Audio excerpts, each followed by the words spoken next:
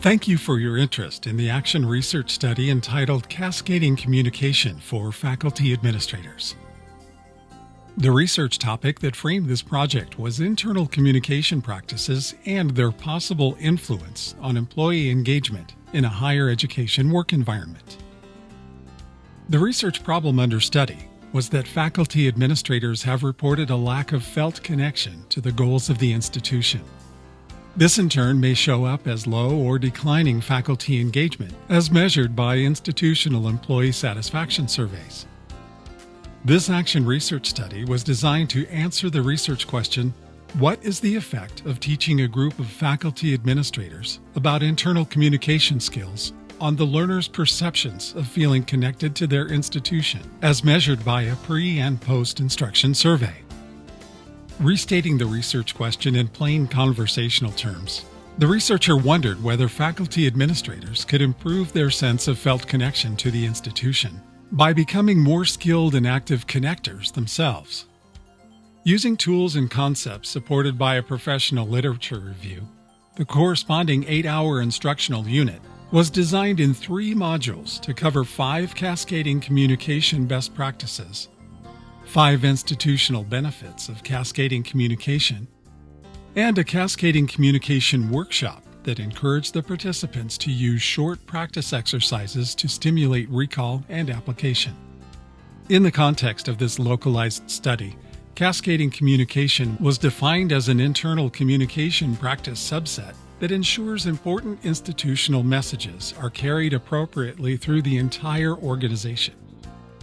The 5 cascading communication best practices addressed in Module 1 included being a model consumer of institutional news, simplifying relevant messages and scaling them appropriately for the local audience, identifying the media channels that work best, owning the message, and checking regularly for understanding and adoption.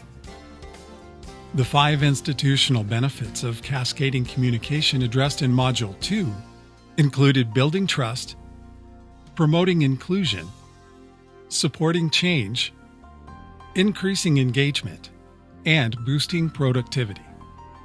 Finally, the reinforcement activities in the Module 3 Cascading Communication Workshop included safe technology practices, institutional news gathering, channel selection, message preparation, and an in-class group practice exercise.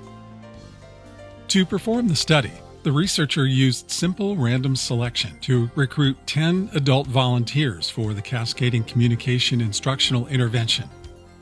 To align with action research best practices, participants were selected from one faculty administration work group within a single university.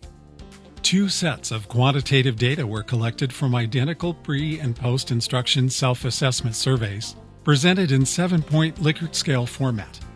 Responses were converted to numeric values ranging from 1, representing strongly disagree, to 7, representing strongly agree, and then compiled for analysis in an Excel spreadsheet.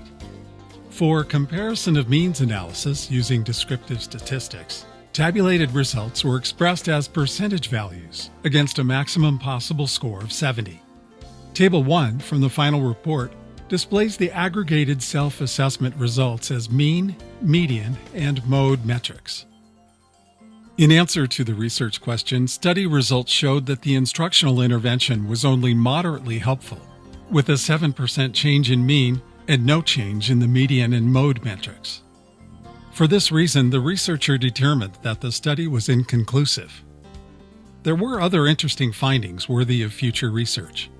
One example was a 38% increase in participant awareness of cascading communication as an academic leadership concept, with a boost in mean from 4.1, neutral, to 6.6, agree.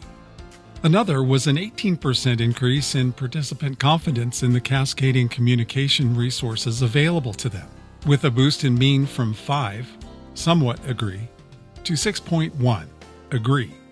Supplemental data points like these suggest that the instructional modules had some inherent efficacy and might have had more influence on the central question of felt connection, with variations in participant sampling methods and survey instrument design.